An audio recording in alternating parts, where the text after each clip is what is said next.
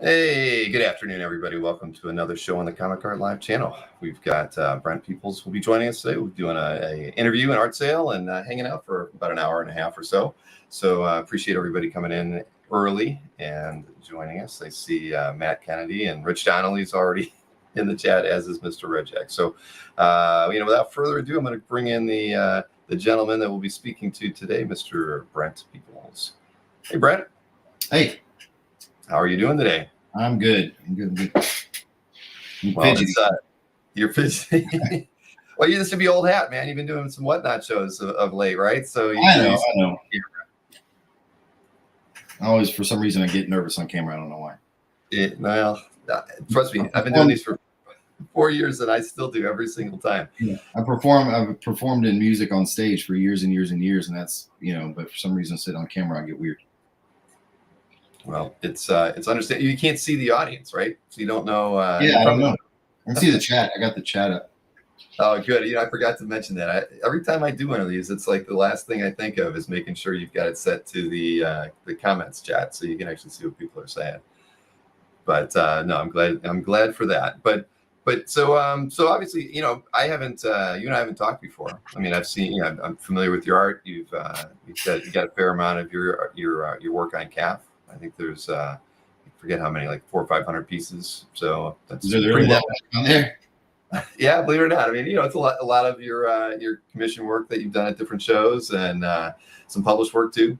So yeah, you never know, man. You've been out there for in the business for what, like 15, 16, 17 years? I don't know. I don't know exactly when you first started. 15 years. My first published work was in 2009, like the end of 2009. So yeah, I think that's right. Yeah, end of 2009. It was my first thing. Was Grimm Fairy Tales. That's my first. I think. Oh, what was Zenoscope, or I can't. Who was? Yeah, Zenoscope. Yeah, I think that's kind of where a lot of people started back then. Was in Zenoscope. Well, that's not too bad. Did you always want to be an illustrator? You mentioned earlier that you were a musician. So I mean, how did you get into comics? Yeah. Oh, hey, Nick Marucci's in. Have you ever worked with Nick? I have worked with Nick. I like Nick a lot. But I'd always wanted to do comics. I drew and drew until I was about 14, and then I was in high school and I wanted chicks, and I thought that drawing comics was a nerd thing and girls didn't like it. And then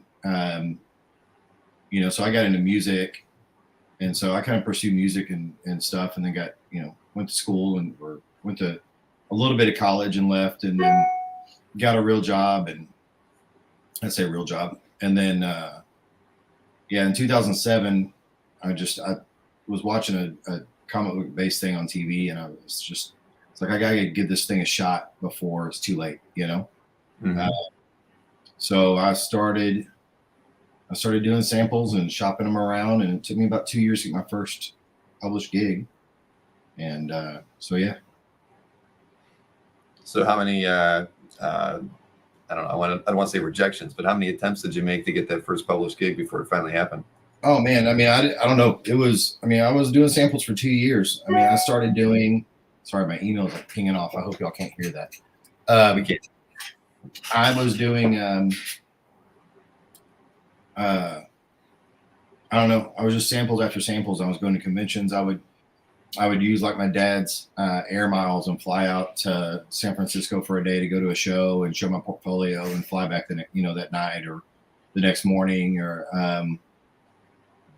all kinds of stuff like that. So there was plenty of rejection through the time. I remember I went to San Diego in 2008, I guess, and I was going to go.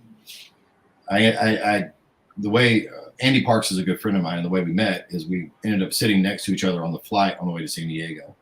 And the way he says it is that I was this young kid going to Conquer Comics, and he was just like, "Oh, this poor kid." And I did. I went out there, was hoping to get work, and I showed my portfolio all over the show, and I was so defeated by the end of the first day, and one of the first people I ever showed my portfolio to for a review was Mark Brooks, and that's how we met. He was actually the first person. It was at a local signing here in Dallas, and I went over to Mark and just defeated. He was like, yeah, it's tough. He goes, but you're either going to do it or you're not.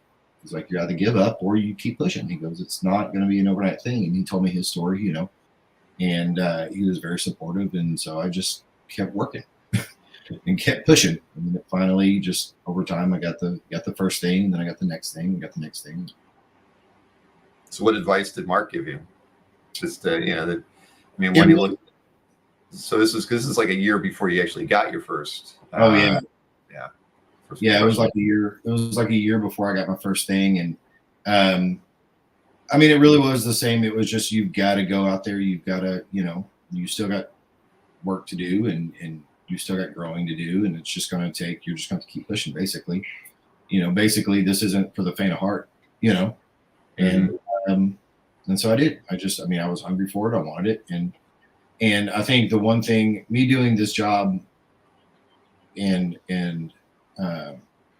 I'm a hustler, so I'm constantly hustling for that next thing, or hustling for commissions, or hustling for work, or whatever, because this is my livelihood. So and at the time, I was also, around that time, I started DJing part-time, so I was hustling for gigs there, and so I think the hustle is what helped. Maybe it was a little bit of a, fine, let's give him a job so he leaves me alone. And, but it, there's a lot of hustle, but there's a lot of work too. Because when I was trying to break in, I was working full time at a desk job. And before I got my first gig, I'd gone through a divorce. So I had my kids every other weekend, and I was working a desk job, and then I started DJing part-time, and I was still doing samples. And then I got my first gig, and I was still turning in pages. Mm-hmm. So it was a lot of work to make it happen, and it still happens that way. I mean, if I have a gig, I work from home, and I've got 2 kids, and I'm married, and I have a wonderful wife, but she works in an office too. And so, I got to get the kids and pick them up from school and handle that kind of stuff. And, so I still hit my deadlines, still hit those deadlines, still hustle for that job, and hustle to get the work done. As far as your training in the arts, did you go to school for it formally, or was it just all self-taught? No, I didn't. I think that I was born with a God-given talent, and that just needed to be worked. And so I just worked it. It was, never had any formal training. I would just kind of, I would study a lot of stuff and a lot of people, and go, how are they doing this, and why are they doing that? And really studying anatomy and everything else. Like Cully Hamner, I joke with him still. But when I first got a portfolio review from him, when I was about that same time I was trying to break in, he was like, you just got to learn to draw stuff better. And he wasn't being mean. I always give him a hard time, like he was telling me, like he was being a jerk. But he really wasn't being a jerk. What he was saying is like, because he was like, this is a phone. It's a telephone. It needs to look like a telephone. He's like, you just have to get better at drawing stuff. So that really sunk in. Like, if I don't know how to draw it, if I can't pull it out of my head, I've got to reference it. And, so it was really just a grind. And I think it was just a matter of the consistency of doing it over and over and over. Mm-hmm. Right. Well, that's I get it. I mean, but that's good that you felt like you could just tackle it without having anything like a class or anything. I think that's pretty awesome. There was never any class. I mean, like in middle school and stuff, I was in art classes, but they were putting me in to do other projects. The last art class I had was in middle school, and they, okay, you sit back here and just do projects, and I'm going to teach the rest of the class. So I guess it just, part of it came naturally. I mean, there were still things I had to read up on. Like I bought perspective books, and I have anatomy books. And when I go to the gym, people probably think I'm a creeper because I'm watching people work out and watching people move, but I'm seeing how things work. I'm studying I'm constantly looking at, As long as you're not taking pictures, I think you're okay. Yeah. I don't do that anymore. No, I'm just kidding.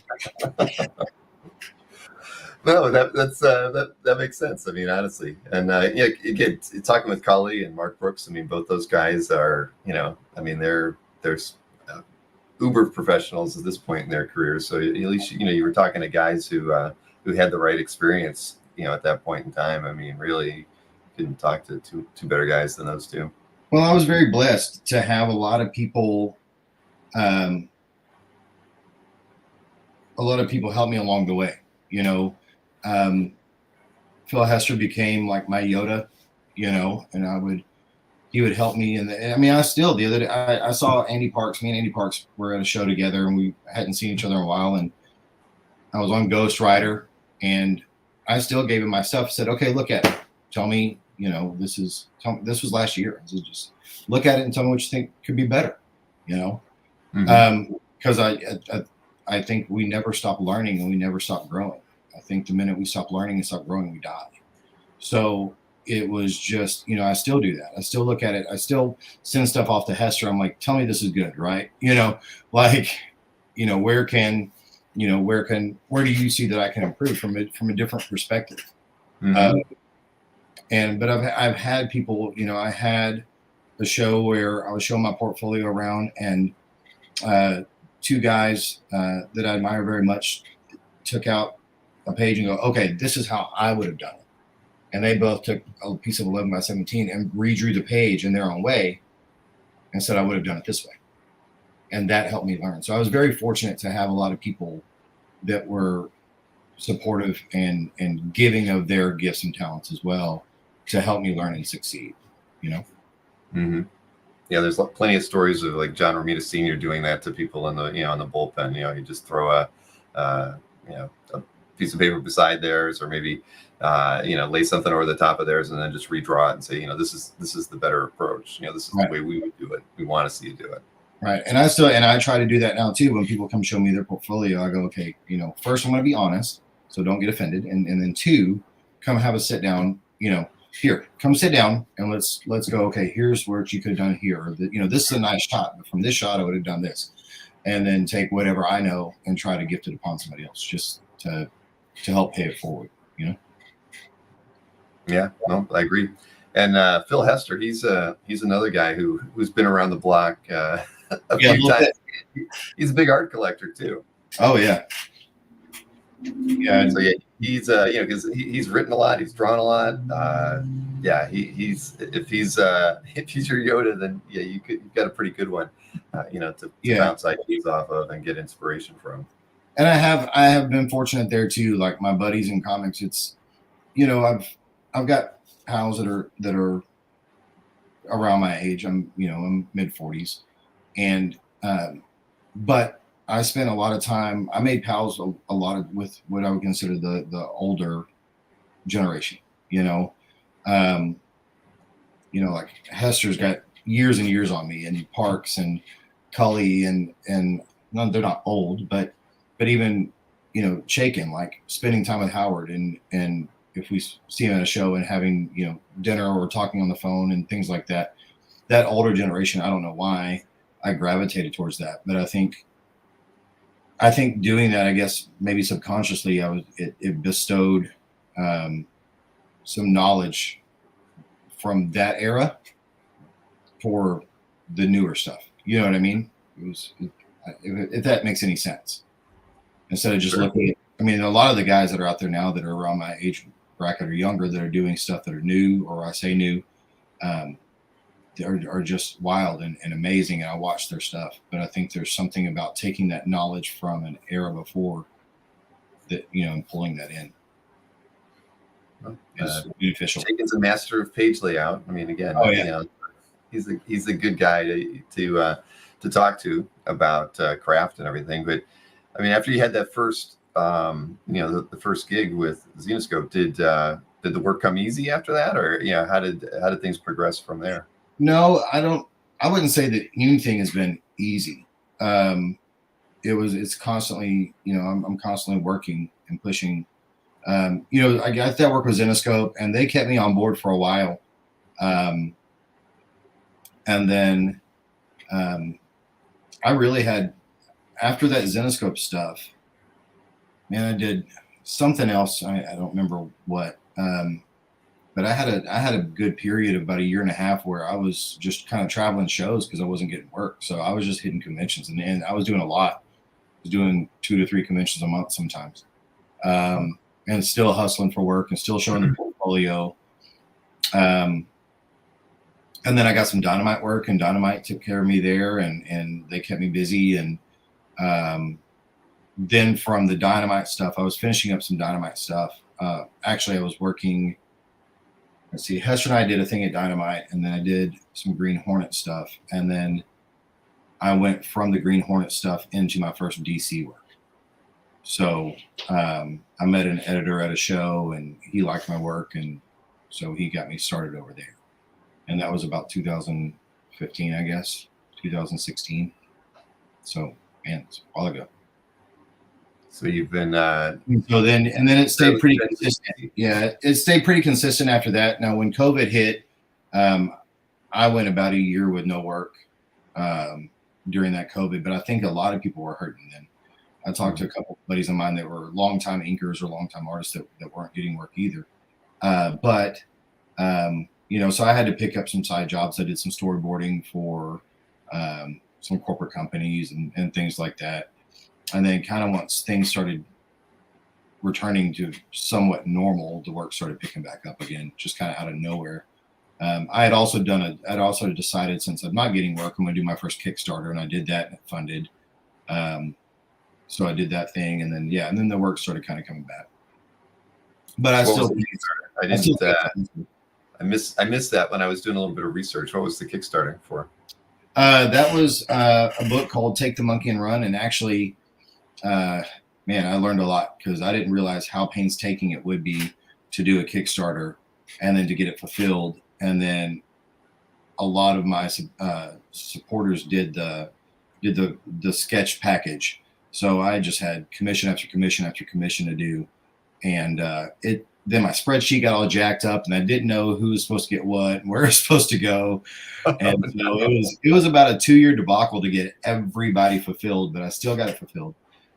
Finally, and everybody was very patient and kind. But it's called Take the Monkey and Run, and it's the way I put it is it's Calvin and Hobbes meets Supernatural. So it's a little boy who, on his 13th birthday, gets this stuffed animal monkey thing, and at the same time, the forces of evil decide to come after him now. At 13 because he's coming as a man, and he's got this whole backstory anyway, and the monkey is his golem or whatever, and it's there to protect him. So when he gets in trouble, it turns into, or can turn into, this giant hulking gorilla. And so they go on this path to find his family. One, his mom's an angel and his dad's a demon, and this whole thing. And so yeah, it's fun. So I just wrote the second issue, and I want to go back and we printed everything in black and white with pops of red. Mm-hmm. That's nice. It looks like you're doing like it's a artist edition basically. Almost, yeah. So like this time around, I'm still going to do it the same way, but I think we'll do like a stretch goal maybe where. We'll do a stretch goal where, if we hit a certain stretch goal, we get both issues colored, and then release it. So that way you can have both the black and white and the colored version. I think that'd be cool. But it was fun. Yeah, we did good. So the second issue is written. So I'm hoping here in the next couple months that I can have the time and get that kick started and see if I can do another issue, because I'd like to keep revisiting that. I think it's a fun personal story. That's cool. Did you end up including the artwork as part of the reward levels or things? Yeah, I did I included the painted cover, and then I included a splash page. So I didn't put the actual pages, which maybe I'll do this next time. As a part of it, I just kind of did like the splash, and then because there's this big splash page where the thing reveals itself as the gorilla, and then I did the cover, and both of those went. But I didn't think people would want them, maybe the pages, but maybe they will. So maybe I'll add that on the next. Yeah, you never know. I mean, it's coming at it from the art collector side of things. Whenever I look at a Kickstarter, I always look for, I want to back the project, but is there some kind of an artwork tier, even if it's just a remark, right? I mean, that you can get with it. And that's what I did with the sketches, and I shot myself in the foot because I didn't realize how many people were going to do the sketch tiers. I think I had, it was a lot. It was a lot. Well, I think anybody who, well, I can't say anybody, but a lot of people who collect, like their books that they get through Kickstarter, they do like to get them remarked. I think some of the ones that I make sure, like the ones I look back at most often, are the ones that I had a drawing in, right? Yeah. I kind of forget about the other ones. So yeah, I can see it. I mean, you're supporting something, so you kind of want to get, you're kind of being a patron of that creator, and it's always just nice to kind of have something a little bit more of a takeaway than just the product. So I can see it. Yeah, it was a lot of sketches. And I just come off, before I did the Kickstarter and before COVID kind of screwed the pooch for my jobs for a while. I just come off the Titans, so I got really good. If I wasn't already good at drawing Nightwing, I got really good at drawing Nightwing from all the people that asked me. Oh man. So you had a lot of DC work leading up to the pandemic, and then obviously the pandemic changed a lot of professionals' careers. So kind of where you've been at with the last 4 years there, with 2 years being heavy in the pandemic with not a lot of shows. I mean, clearly you did the Kickstarter, but what else has been going on for you? Well, right before the pandemic, I had a lot of DC work, and then I had done the Major X series with Liefeld over at Marvel. So we did that, and then I had a little thing right after that with Marvel for their Major Carnage thing that they were doing right then. Mm-hmm. So then we had the pandemic, and I was working at, like, I was doing storyboard stuff for Samsung and this and that.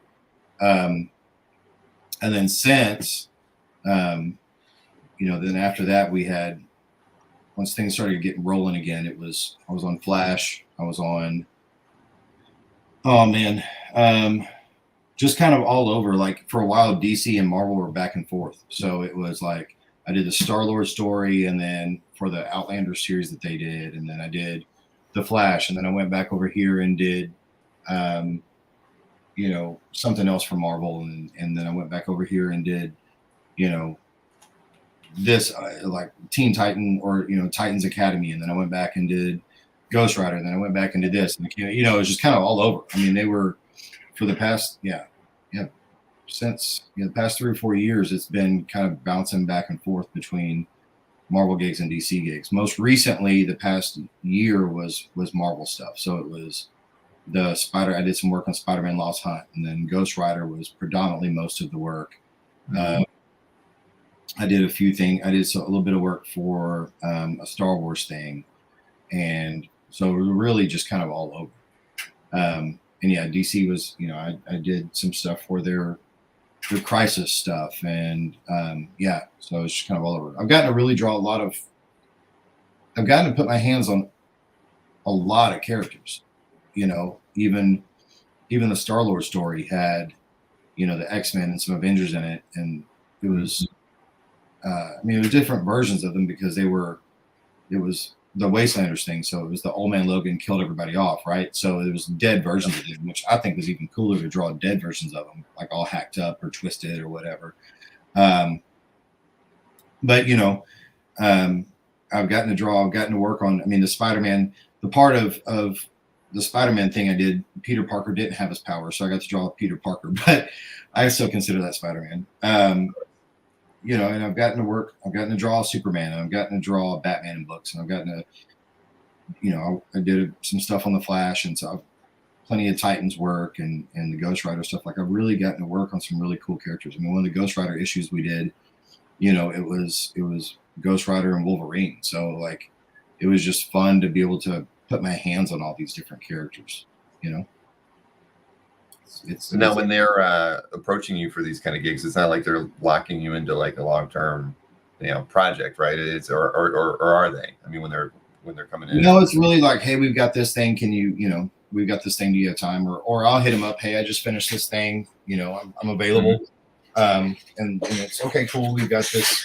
We've got this thing here. We've got this thing there. Do you want to do this? And like, so it's not really a contract situation. Now there was some time pre-pandemic with Titans. Well, on New Superman, I was on that for a while. And then the Titans thing was kind of like a couple of issues at a time. So we'd finish up, and because I wasn't the regular artist on it. So it was like, okay, we need you to knock out a couple issues, and I would do that. And then, see where the regular artist is. And then it was okay. Now we need 2 or 3 more, issues here.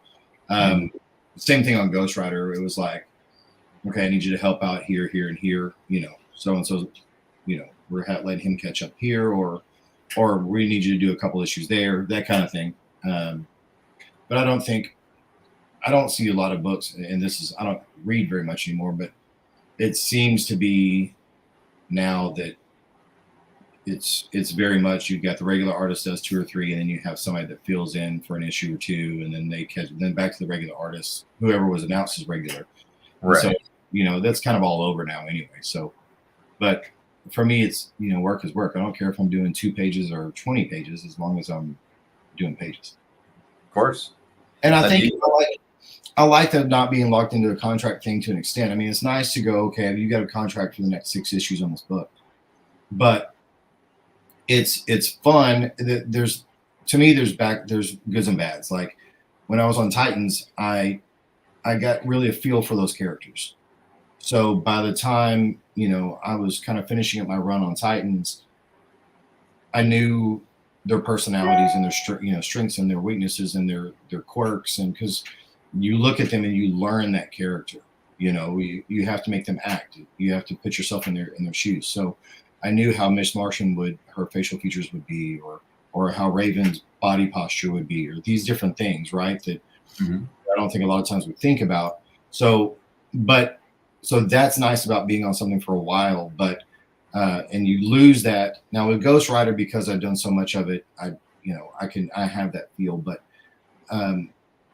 even though I wasn't regular on it, but with, the kind of bouncing around thing, you have to learn that stuff very quickly so you can get it down, but the bouncing around also is cool because I may get to draw Wolverine this week, and next week I'm drawing something else, so I get to play with these different characters instead of being locked into something for a while. So it's like a catch-22, right? I mean, it's kind of 6 one, half the other.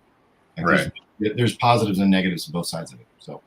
So with the published stuff, do you do mostly just the pencils, or pencils and inks, or the past 3 years or so, I've been inking my own stuff. Okay. I prefer it. I was making this comment the other night on Whatnot because somebody ordered just like a pencil sketch, which we only do on Whatnot. Like on Whatnot, I do some different options because it's so quick. But I was like, sometimes I just miss penciling. You don't have to worry about there's a finesse in penciling where I don't have to worry about the intricacies of inking. But when I'm doing pages, I prefer to ink myself most of the time. And I've been fortunate to work with some really good inkers too, but there's sometimes there's something I see in my head of how I want something to look. And it's hard for me to always translate that to an inker, and I don't really want to, tell them I don't like it. I feel bad, or can you do this differently or whatever. I like them. I mean, right. That's their art, right? So I want them to have their voice in it. But also but they make you look good too. That's the thing. So I get it, but it's just like, so. But I prefer inking my stuff if I get the chance to, or which I have, just because I know where I want things to sit, and it can also help me work faster. Just because I don't have to be as tight on something, so I can kind of just if I know it's something, especially if it's something small, I can just kind of sloppy Joe it in there with the pencils, and then I can go back on top of it and ink it and tighten it up. Sometimes I'm drawing with inks, as opposed to drawing with pencil first. So yeah, I've been doing most of my inks. Like I think everything you have is inked by me. But I've been fortunate. I mean, I got to work with people like Dexter Vines, which was a dream on Titans. I asked for him to ink me, and he was available, and I loved it because I've always loved Dexter's inks. So I've gotten to work with, and it's like we had Major X had Scott Hanna and Adelso Corona, and Scott Hanna's got a certain flair in his inks, and then but Adelso, who's inking Brett Booth right now and has for a while, he did the inks on half of it, and it gave it a real 90s vibe, which I never had seen my stuff inked that way, but it was kind of cool. It was like a different, like it was that pen and nib kind of choppy, inky thing. And that was cool too. Like I really liked the way that came across. So That's awesome. I mean, so are you do you use pens or brushes? I'm a pen guy. Well, I use a little bit of both. I kind of do everything. Recently, it's a mixture of pens and colored pencil and brush. Like I don't do lines with brushes, but effects, or hair with brushes, or I try to use my pens but sometimes I'm using color pencil for shading, or I'm using color pencil for an effect, and white ink to splatter here and there or whatever. It's just kind of whatever. Again, it's like we talked about the commissions earlier before we came on. It's whatever it calls for at that moment. So, it's just it's a mixture of everything. And like if I'm painting something, I approach it differently than if I'm just doing black and whites, or if I'm ink washing, I approach it differently than if I'm just doing, solid black and white lines. So it just really depends. Or it also depends on the character too. I think, I can be grittier with something like Ghost Rider, even though it's fairly clean. I can be grittier, whereas on the Flash, it to me, it's got to be very clean.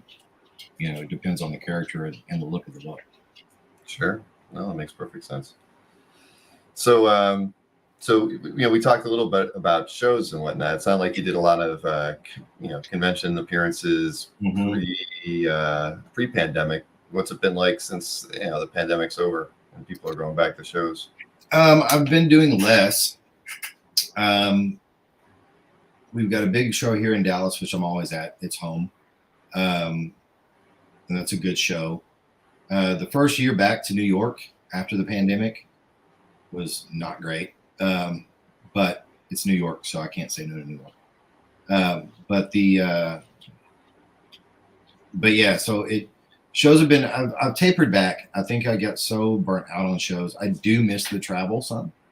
It's fun, but I have tapered back. And like this year, as of now, I think last year I maybe did 6 shows. Right now I only got 3 on the books, and one of them is the Dallas show. And then the applications for New York just came out. So assuming I get into that, I'll do New York. And then I think I'm doing Dragon Con this year. We're still getting that nailed down, but I think that's my 3rd show. That's the one I'm planning on, or I would consider booked, which I haven't done Dragon Con since I was doing Zenoscope stuff. So it'll be fun to do. But shows have been, shows are still fun. I like it because now I'm getting to see my pals again. Like all the pandemic, I didn't get to see any of my pals. And so much of our, my friends in comics, I don't ever see them. Nobody lives, I'm not like in Kansas City, you got everybody, you got Hopeless and Andy Parks and all these people live in Kansas City. And then, certain areas like, Atlanta, these people live here and whatever. My closest comic pal's in Austin, which it's only like 3.5 hours away, but that's still 3.5 hours away. Yeah, that's he lives 3.5 hours away, and I saw him in New York. Like that's how that works. So,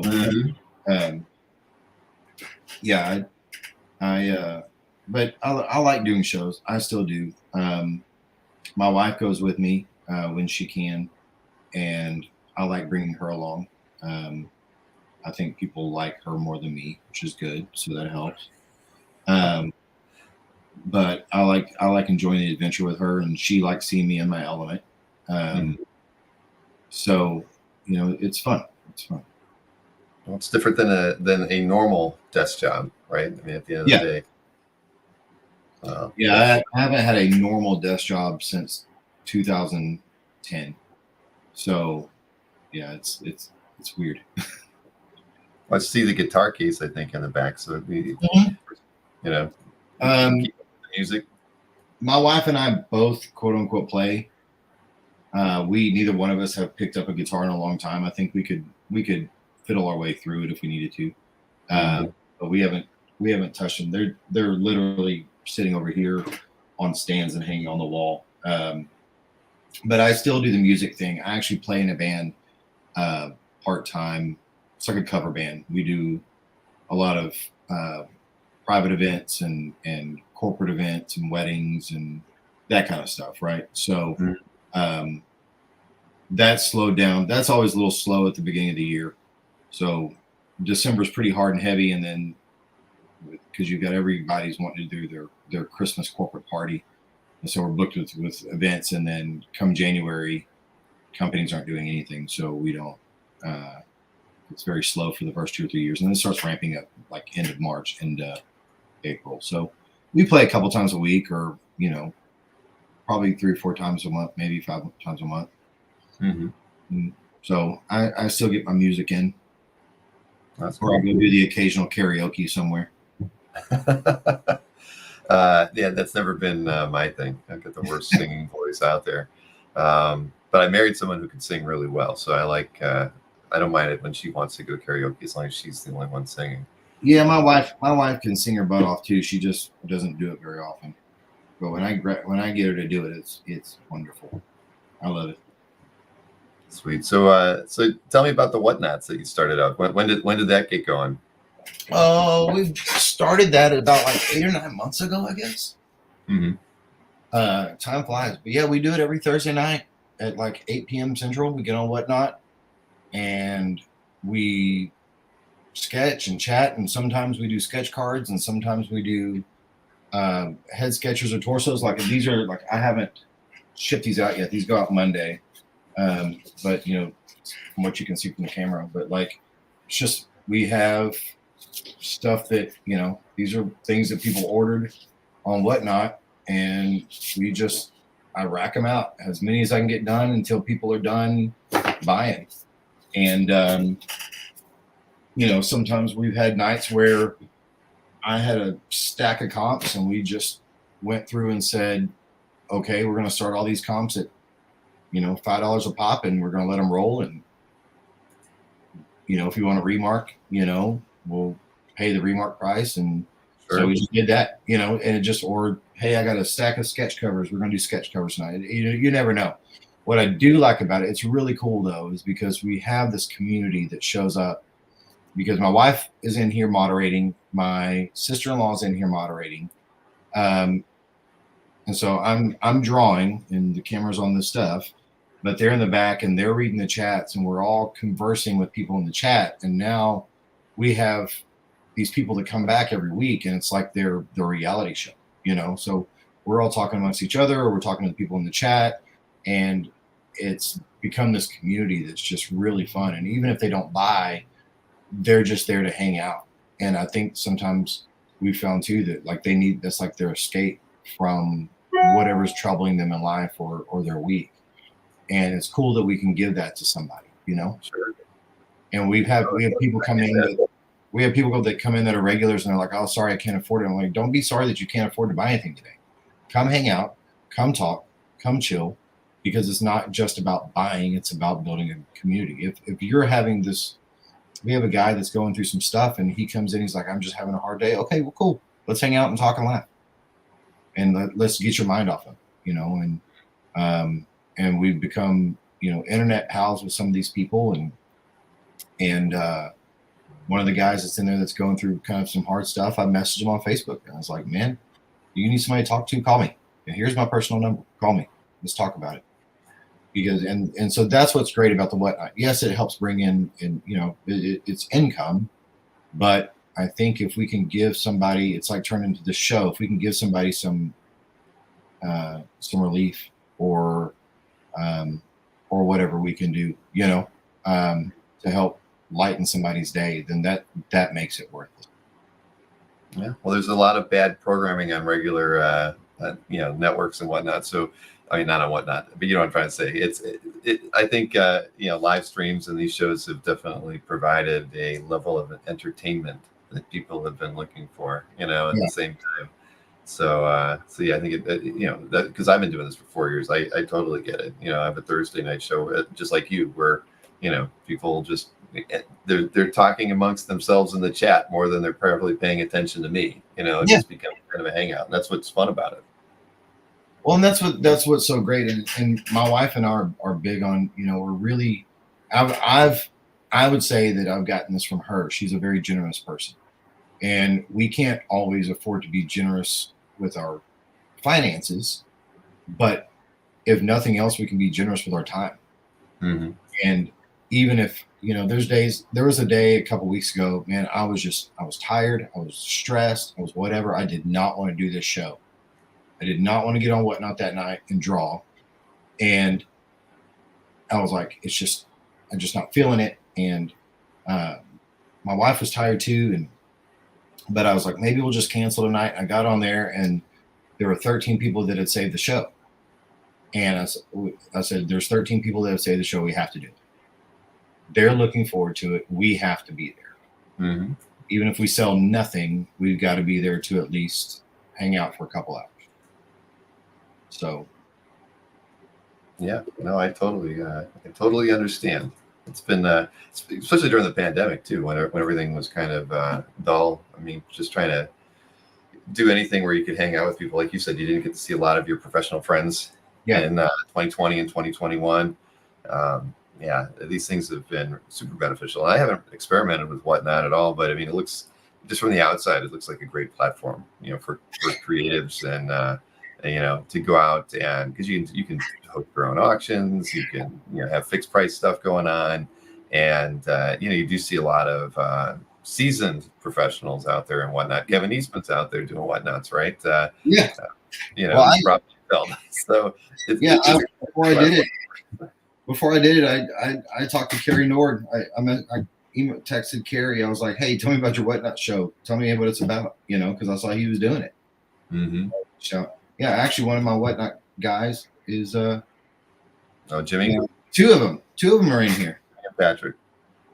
Yeah. Very good. So, yes, you are special, Jimmy, in many a way. No, that's the thing, man. I think that's why I thought when I heard about Whatnot, I was, skeptical at first, but given the way it's been utilized, I think it's been great for for building an audience and also just like you said, curating a community. There's so many, because Facebook, Instagram, Twitch, all these other things, so they can kind of dull after a while. Making posts and seeing if people thumbs up it and whatever. This is a little bit more visceral and in your face. You're getting an immediate reaction to somebody that is watching you, and I've had more fun the last 4 years doing this than I did trying to market comic art fans in the 15 years before that. Just it was so static. This is more engaging and fun, and I totally get it. I know what you're talking about. There's another Whatnot guy right there. Earthquake. Yeah. Helverine. Yeah, he's the one that got the Helverina show. I was gonna say the one with all the. Yeah, I couldn't make out the character on it, but it felt like Wolverine with a lot of fire. Yeah, it's that Helverine character that they're doing now. So it's the adamantium skull, but then like his eyes, the flames make the or whatever. But yeah, the mask is like his eyes. So yeah, slick. That should be on a motorcycle. Yeah, for real. Oh man, but well, that's awesome. And it's I'm glad that some of your the people over on Whatnot made their way over here too. Yeah, they're good people. I love them. So does Whatnot give you a way to like push announcements out when you're not live? Not. I don't know. Like the only thing I can see on Whatnot is like I can do. They did have a story feature for a while, kind of like Instagram did or does, but I think they deleted that feature. So I mean, the only time I can promote anything outside of Whatnot is during the show. But then you have to like be careful because they have these rules about promoting outside, and if they catch you, you can get suspended or something else. I don't know. We just do it anyway. But so You would think they'd want you promoting things outside of Whatnot just to get people more people in, but I'm sure they have you their would think, structure it. Yeah, I don't know, but yeah, I don't see how they. I don't. The only thing I can see when I'm not live on Whatnot that I can promote is the show that's coming up, so I can share that on my different platforms. Got it. All right. Well, I'll have to tune in. That's the reason I've never seen it is because I'm on at the same time you are. I start at 9 p.m. Eastern, and typically go to midnight. So that's right in your window. Yeah, we're 8 p.m. till about 10:30, sometimes 11, depending on how cranking the show is. Sometimes only an hour. It's a slow night. We get a sketch done, and people are quiet or broke, and we talk, and then people get tired, and we go home. Mm-hmm.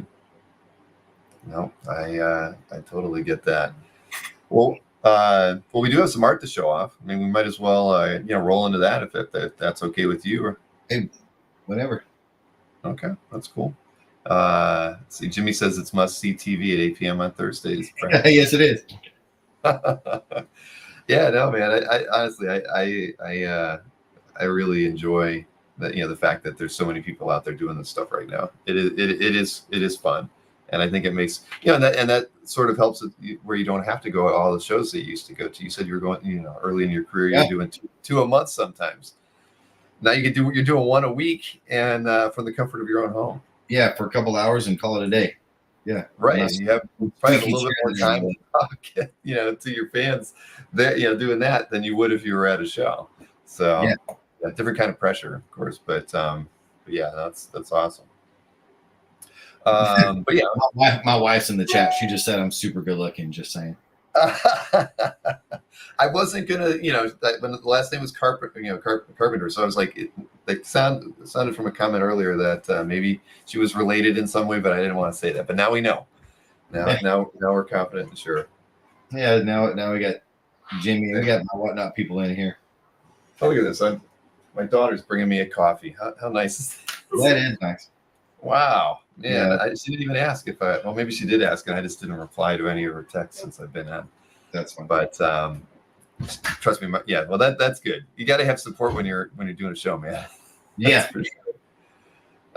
Let's see. David Zach said met you in Memphis and bought some Teen Titans pages. That's good. I'd like to go back to Memphis. I haven't been in that show in a while, but I'd like to go back. Well, that is not one that I've never been there. I grew up in Northeast Ohio, but I didn't. When I went to shows when I lived there, I usually hit like Pittsburgh, Mid Ohio, when that was still a thing. Went to Detroit a few times, and then I even went to MegaCon a few times, but I never really hit too many other shows than that.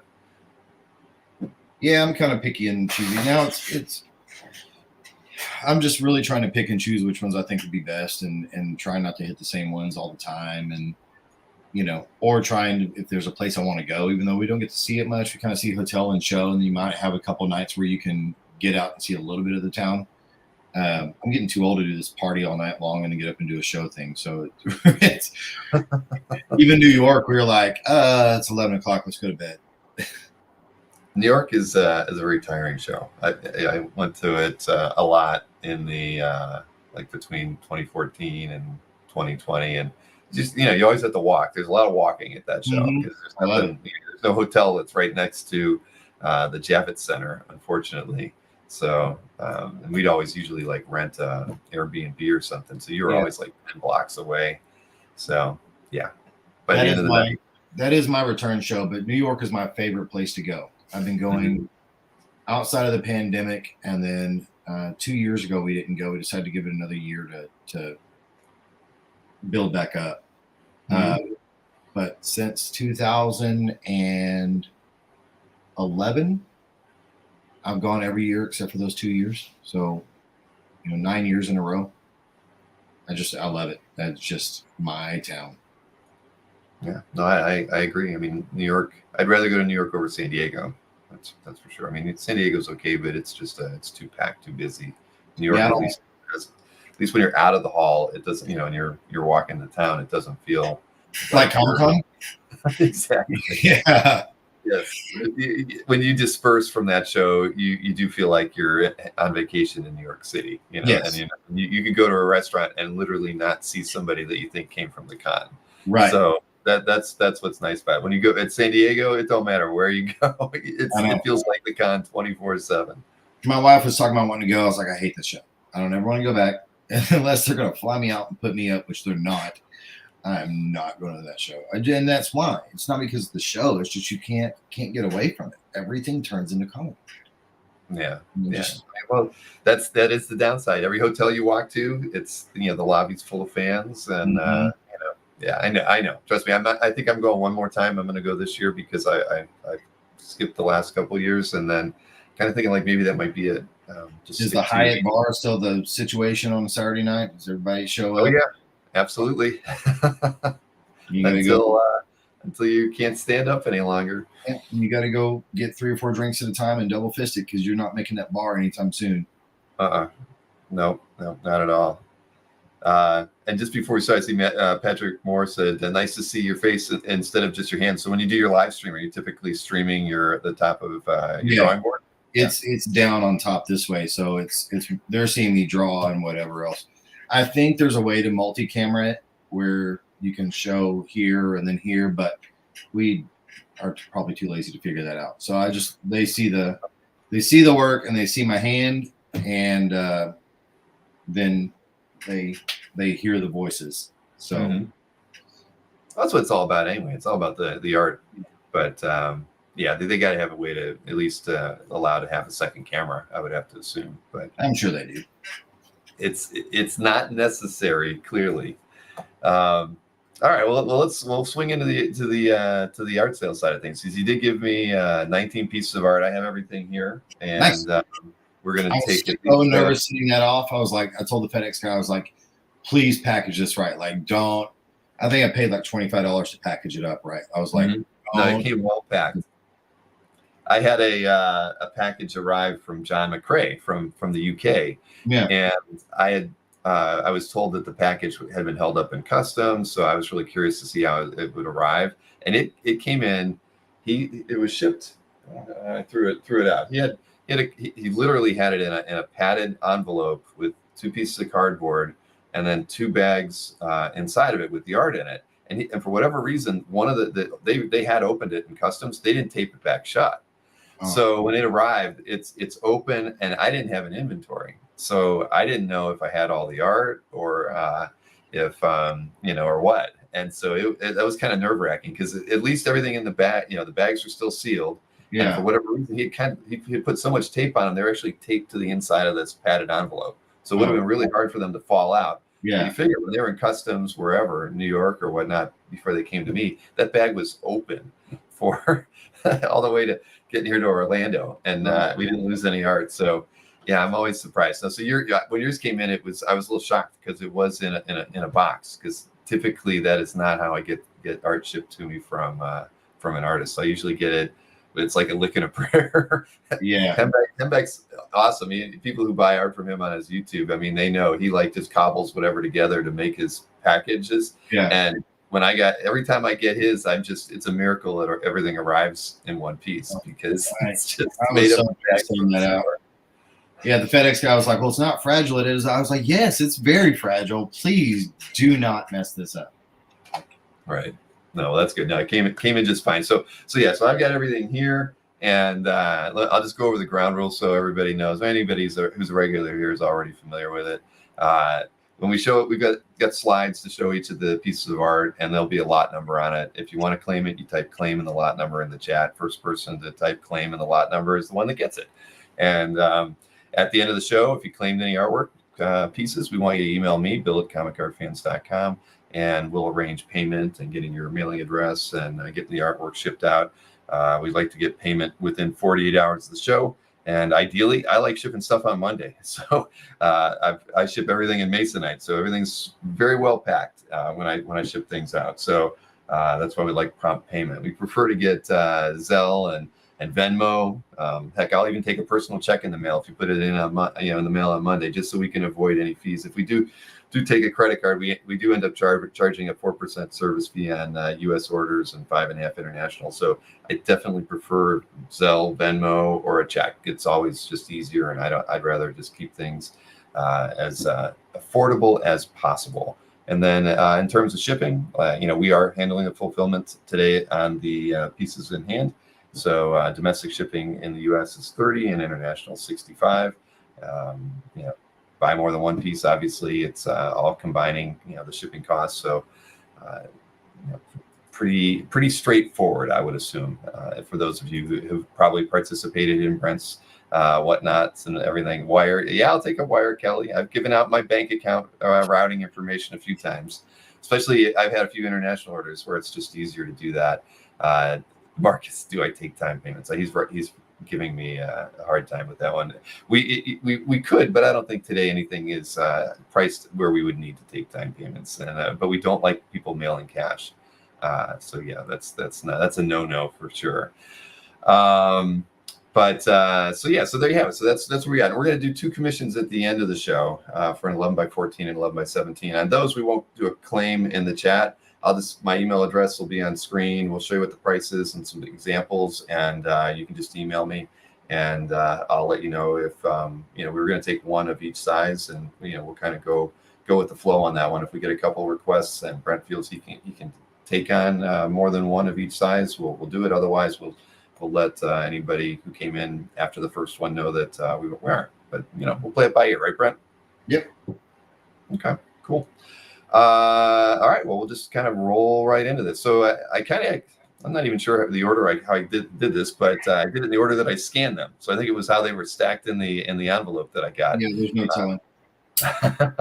So we're starting off with some sketch covers. So the first one is a Mary Jane sketch cover on a Spider-Man comic. I assume this is primarily done in colored pencil.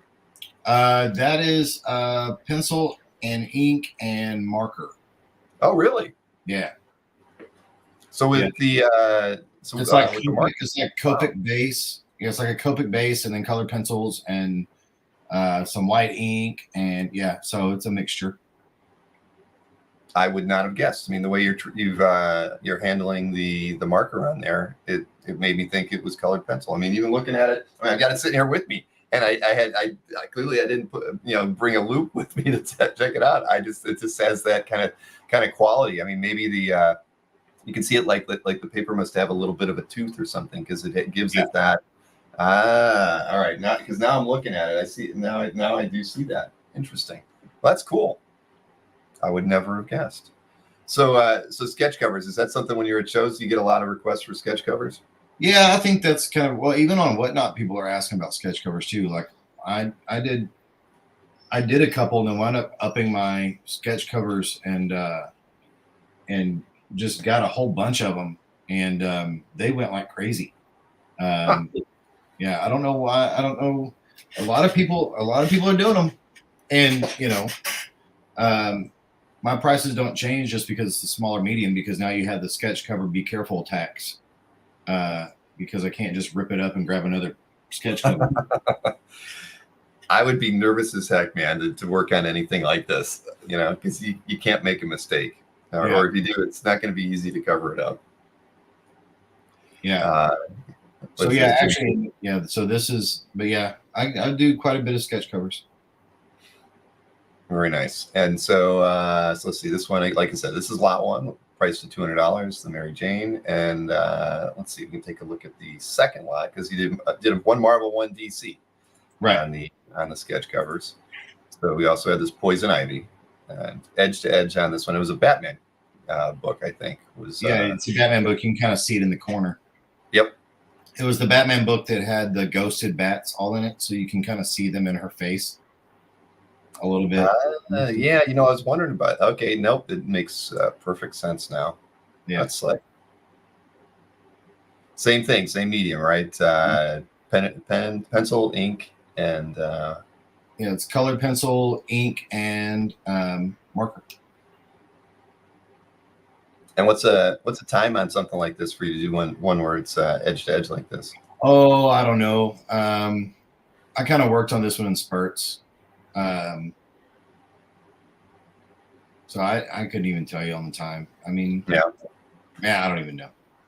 But something like that. I mean, typically during your work day from the whatnots, do you usually have like I don't between have time. Yeah, I don't 4 have and time to work on a whatnot to do this in depth 5? Okay. unless that's all I'm doing for the full 2.5 hours. That's probably 2 hours worth of work, I guess, maybe 2.5 hours worth of work. It just depends. You know what I mean? It's hard to say. Sure. I don't think of with pen and ink stuff. I mean, I'm pretty quick, but that's probably a couple hours. I would have to work on that the entire time because the biggest thing is getting the base laid down. Once I've got the figure and everything in, the coloring goes a little bit quicker, especially with marker. You can kind of cover more area, but you got to make sure it's right before you start doing all that. Because, like I said, you can just pick it up and go start over. So sketch covers tend to take me a little bit longer than say Bristol board because, again, if I'm on Bristol, I don't like it, I'll just rip it up and throw it. That's I well, and you can too. Whereas those other ones are a little bit they're harder to come by, and you don't want to mess them up. All right, let's see. We got a couple more color pieces to look at here before we go into some black and white ones. Now, Panthro from the Thundercats. I have to tell you, I never watched the Thundercats, so it's an area of my childhood that I completely missed out on. This is on 9x12. Yep. It's kind of it's landscape as far as the format that it was drawn in, and it's $200. But I assume Thundercats. Now, is that something you've done at all in published work, or is this something that just something that you get requested? No, this was actually I was doing a whatnot show, and so I kind of in the downtimes, if it's a slower show or nobody's kind of bidding on anything or starting anything yet, I'll just sketch. And I wound up just doing this one on the show.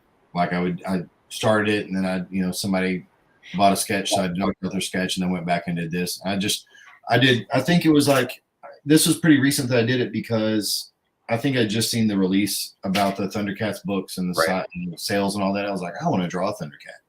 So I watched Thundercats as a kid. I had all the toys. I love Thundercats. And I didn't even think that this was going to become a Thundercat when I started it. And then it just kind of was like, I started doing the figure and I was like, it's going to be a Thundercat. So that's what it is. Nothing wrong with that. You have something evolve into a different character while you're working on it. That's Marcus is reminding. I'm a big Marvel fan versus DC fan, so Marcus is giving me a hard time because I should have read it and didn't. But all right, well, very nice. This is lot 3, 9x12 Panthro at $200, and then we've got a couple painted pieces coming up next. These are 9x12s as well, and Emma Frost at $200. This is lot number 4. We do a thing called the mystery sketch. We do virtual shows on Comic Card Fans in May and November, and we get a lot of people who do painted pieces, for that. So this to me is very, very reminiscent of something that we would get done there. So it's clearly really nicely done, and I assume same medium here. This is on Bristol, and this is watercolor. This is watercolor and color pencil. Got it. Oh, that's true. You look at the background, you can tell the blue is done. That makes it watercolor for sure. Yeah. Now, is this something that would have been done for the whatnot, or just done for fun? That's something that would have been done on whatnot. Actually, I think we had to instill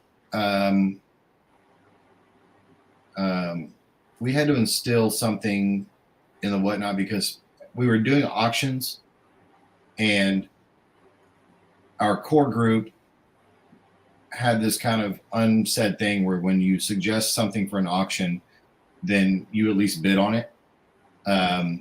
But we had some people a couple times suggest something for an auction, and then we would do it. And then before it was done, we put it up for auction. And then as I was finishing it, and I think this is one of the pieces where I started it, and then that person that suggested it didn't bid on it. And so, it was kind of their thing, and it didn't go. So I had Well, a that's not right. When somebody makes a suggestion, they have to at least follow up on it. And Yeah. Jimmy just said the same thing. Yep, that's the proper etiquette. Of course, it only makes sense. You're going to throw it out there, but yeah, that's I'd almost call it rude, but we won't say that. Yeah. So now we don't. We put it out there. If you're gonna suggest, you need to at least bid. Right. Now. Yeah. Well, I mean, come on, it's your time. You know, Yeah. if it's going to be suggested, you gotta pony up and play fair. Jimmy says the Discord made that our rule. Yep. It's the Discord 4. That's their group. The Discord 4 of them. That's how they call it, the Discord 4. There's 4 of them on Discord. Let's see. So I got one more painted piece figure wise on smaller stuff. So this is 9x12 with a rogue, and it's lot number 5. And this is watercolor and marker and color pencil and ink. Yeah. Yeah, that's a lot of mediums in one. Throwing the marker in there is, especially when you're already doing a lot of painted work, you're not afraid to mix it up, essentially. Yeah, it's a lot of trial and error too, and hope it turns out looking okay. Mm-hmm. No, this one came out really nice. And same like Marcus mentioned earlier, when we do our mystery sketches, they're priced $200. So this is all very reminiscent of things that we do here regularly on the channel and over on CAF. Cool. So yeah, very, very nice. So let's see here. The next one's just one of the pencil pieces. And you said earlier you don't typically do just a pencil piece, but you did a 9x2 here. Yeah, this was another. I think this was a slow show or whatever. We were just knocking out something quick, and I sent it because I was like, "Yeah, I got this thing. I got this like pencil She-Hulk. Might as well send it over and see what's up." I like to have all the price ranges, you know. Oh heck yeah! Now, do you I didn't even think to ask you about that. Do you do have an online store, right? Yeah, we have the website. We haven't updated the website in a while. As far as what's on there, but we do have a website. It's just brentpeeples.com. It's got pages, and we need to go back through it and look, but it's got pages, and it's got a place to order commissions too and stuff like that. Mm-hmm. So brentpeeples.com is where they can check you out afterwards. Because I don't think I even put that in the show description. I'm going to make a note to remind myself to do that. So anybody watching live or after the show should hit up your website. All right, I'll fix that because I don't think I listed it in our show description. I usually do. Let's see here. So now we're moving into some black and white stuff. We've got a Superman on 11x14. Mm-hmm. This is a fun piece. This one's priced at $200, so lot 7. Now, this is. I would assume this might be something that you would do at a show, right? I mean, if you were going to take commissions at a show, I'd assume you don't do a lot of mixed media work while you're behind a table, right? Yeah, not much. I mean, it just depends. I have had shows where I've taken my paints and stuff with me or color pencils and done it. But I kind of charge a premium at a show to do it because it's going to take up most of the day. So this would be a lot closer to what I would do at a convention. Mm-hmm. Or if somebody were to order a commission that's just black and white. I might do, maybe like a little ink wash or something on it, but yeah, this is closer to, and so that's why it's priced where it's at too, because that's what I would charge. Mm-hmm. Well, this is very nice. And now in your professional work, Superman, I mean, how often I know you did some Superman work, if I'm not mistaken, when you were doing that DC run, right? Yeah, so I got to draw Superman in 2 or 3 issues of New Superman when I was doing it. And then I did a few pages on Action Comics where I drew suits.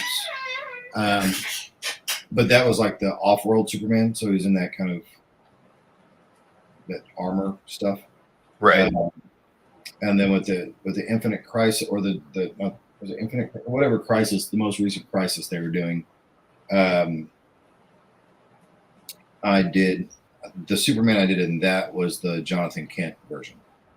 So, but yeah, on the new Superman stuff is where I got to draw regular old Superman, the classic version. Yeah. All right. Well, we have this one, lot 7 at 200 on 11 by 14, and now we're going to run through some published pieces.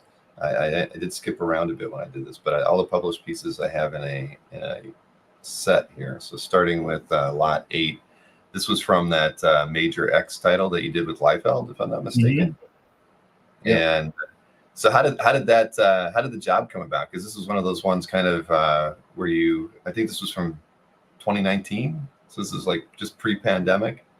Yeah. I had met Rob at a show through a mutual fan friend kind of guy.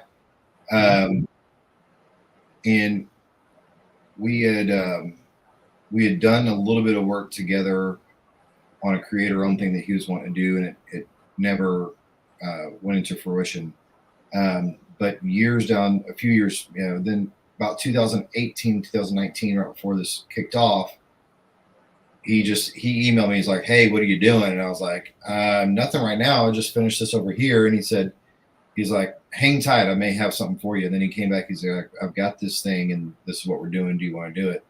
And initially, it was supposed to just be, so he was going to do the first and last issue, and then I was going to do issues 2 and 5. And then Jim Toe was going to do an issue, and Will Prostachio was going to do an issue. Well, Jim had a conflict, so I ended up doing 2, 4, and 5, and then Rob did 1 and 6, and then Will Prostachio did 3 right in the middle. So it was kind of cool, and it was cool because I personally I love Rob. He's always been good to me, and we've always jived, and he's always been nice to me and taking care of me. And I grew up looking at Rob's stuff. I mean, I was a 90s kid, so I grew up loving all that stuff. So it was really cool to get to work with Rob and Wills. I got to work with Wills and meet him. And it was that, for all intents and purposes, this was kind of a dream gig because I was working with my childhood heroes, Heck yeah. No, I know, a lot of people give Rob a hard time, but he's one of the most entertaining and knowledgeable guys in the business from all sides, whether it's, dealing with things on the art and creativity side to the business and marketing side. And Rob's been around, he's been around a lot. And, if you follow his podcasts and stuff, he knows his stuff, and he's a great friend to have. I'd have to believe. I mean, I've only done one interview with him, but it was one of the most fun ones I ever did. It lasted 3 hours because we could have talked for 10 hours. He's just got so many stories. And and he's helped, he's put me onto other work outside of comics even. I got some work to do some storyboards and character design and some other artwork for Freddie Prinze Jr. through Rob. He hit me up. He's like, "I got a buddy that needs this stuff." And he's like, "As long as you're professional, I'll pass you on to him." And that's become a good relationship. And, my work has now been on, as Freddie Prinze Jr. has this podcast, and he had hired me to do some other stuff. And then when he got this podcast to drop, it was, he wanted me to do the cover art for the podcast. And so he had me do that. And now my artwork's been all over Times Square in flashy lights because of that, So, like I said, Rob's a great dude to me.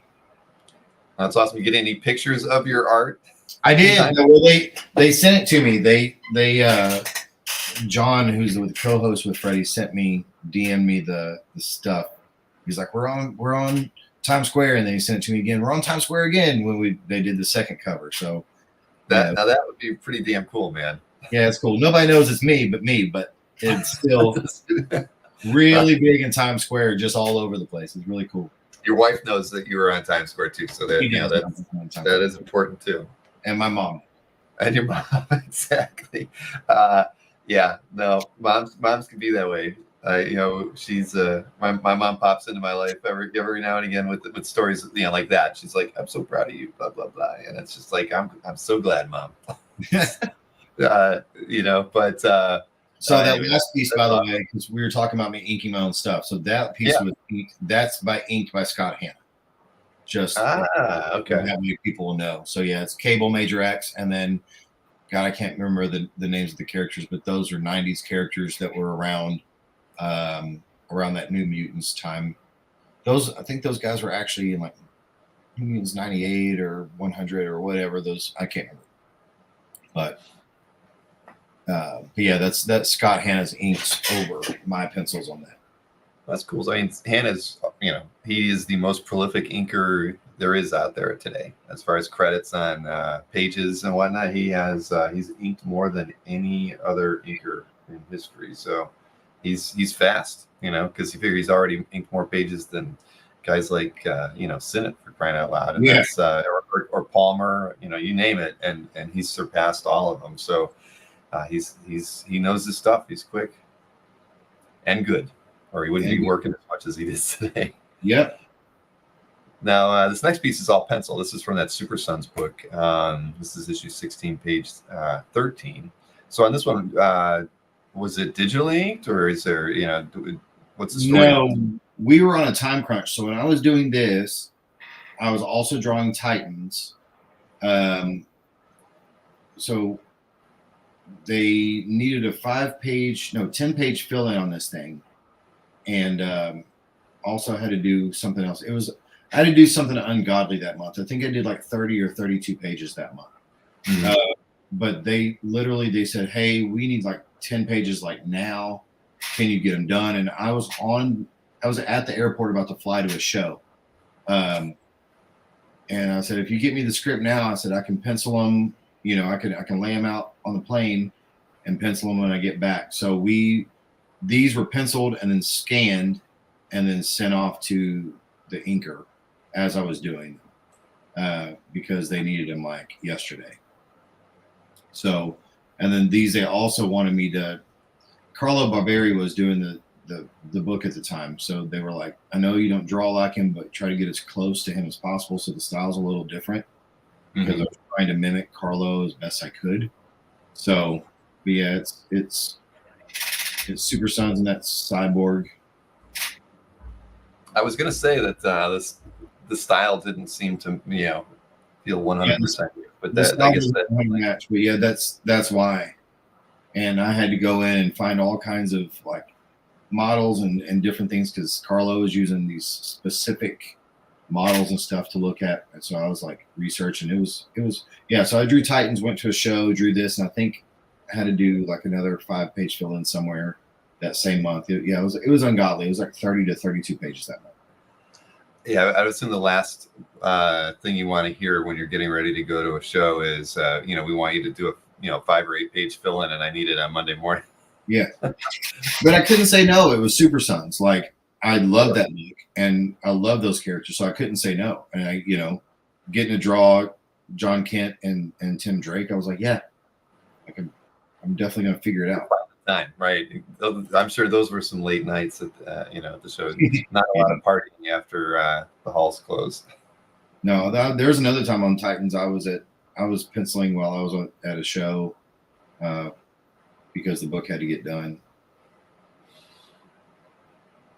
Well, this is this is a unique piece then, in that now we know you were specifically asked to kind of pencil a little differently, but cool, but nicely done. You had to do a tight penciling job on this one for the inker. Yeah. Hey, Nick's back. All right. And Nick Perucci has claimed Lot 8. And, thank you, Nick. That was the I think that was the Major X page. That's the Major X page. Yeah, I can show that to everybody and let them see it. Thank you, Nick. We appreciate that immensely. You are the man. We were saying many good things about you while you weren't watching us. Yep. All right. So that was we had Lot 9 and Lot 8 just sold. So we'll go ahead and take a look at Lot 10 here. Let me hide Nick's comment so we can talk about this one. So we've got a couple of these Ghost Rider 19 pages. This is lot number 10. You get Doctor Strange in this one. And this is page 10 from that issue, priced at $3.25 on 11 by 17.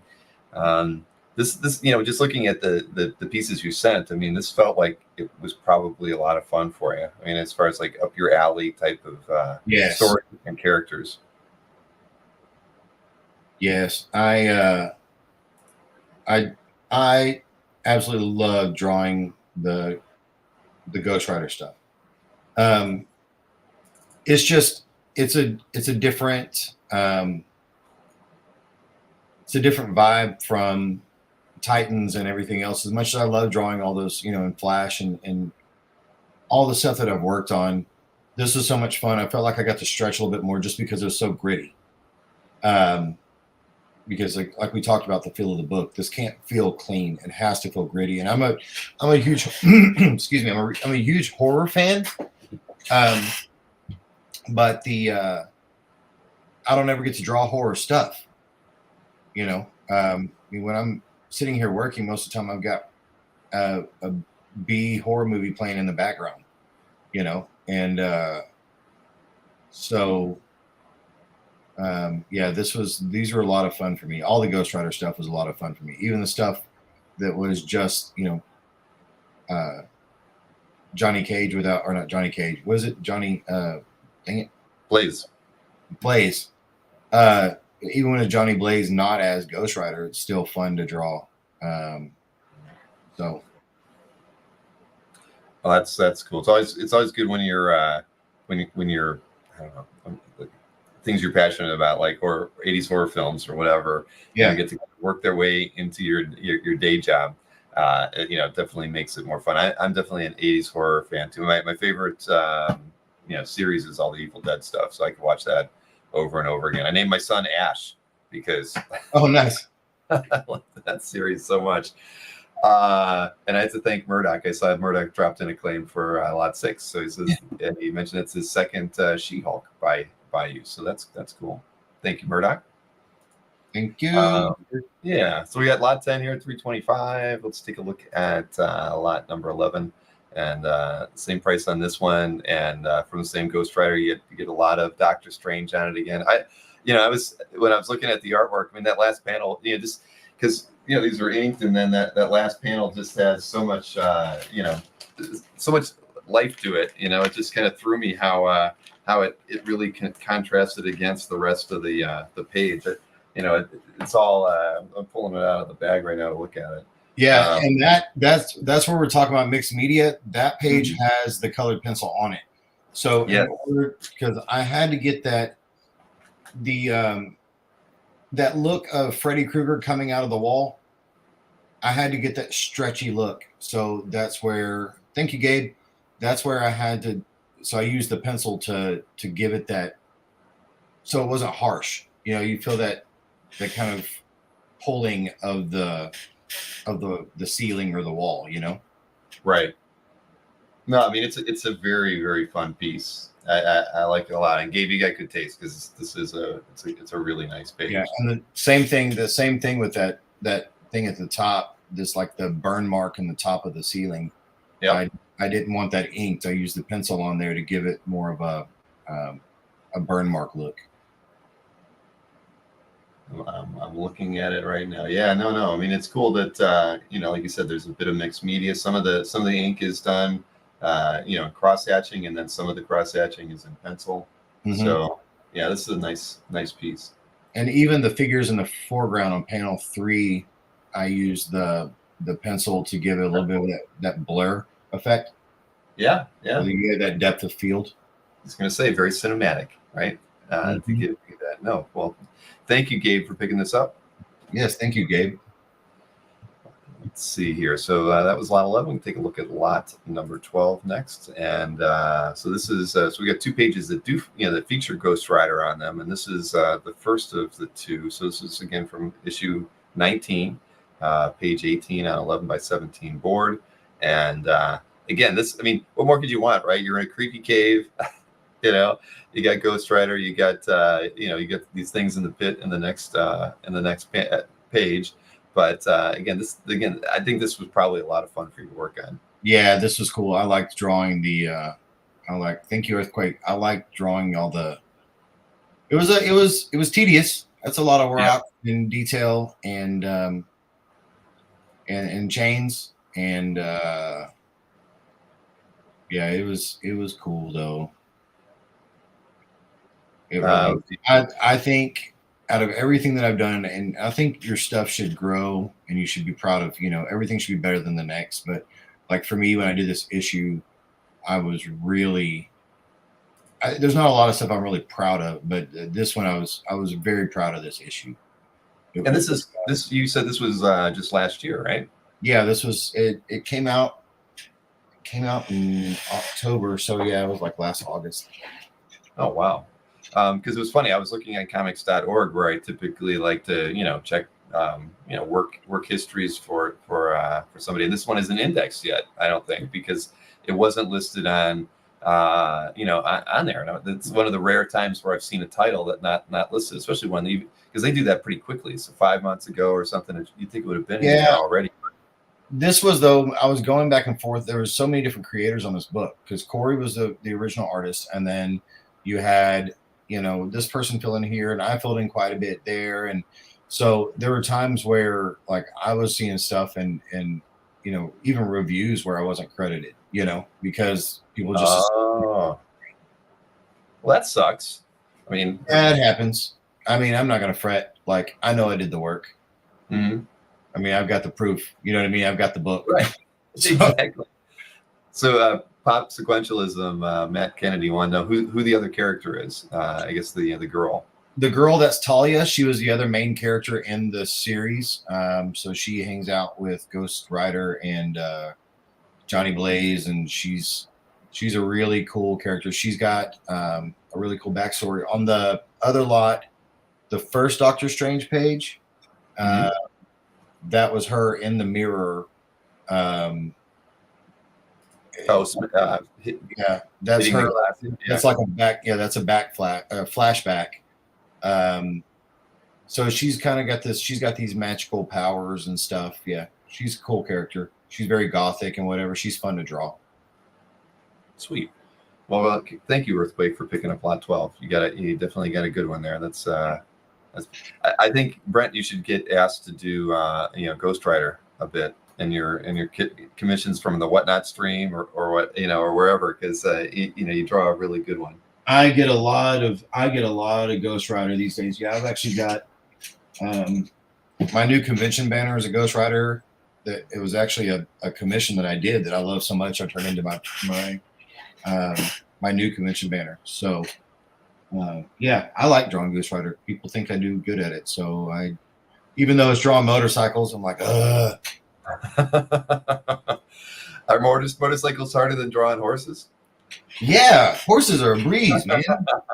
You know where the legs go. I know how the anatomy works on a horse. You'll see in a minute. Like horses are a breeze. You draw like this issue had cars, dirt bikes, motorcycles, and I'm just like, y'all are killing me. And a deadline. And a deadline, of course. Oh man! Well, at least you inked it yourself on this, so it made made it a little bit easier, right? You could be a little looser in the pencils than like all that BS in the cave and on the ground. I didn't even pencil any of that. I just inked it.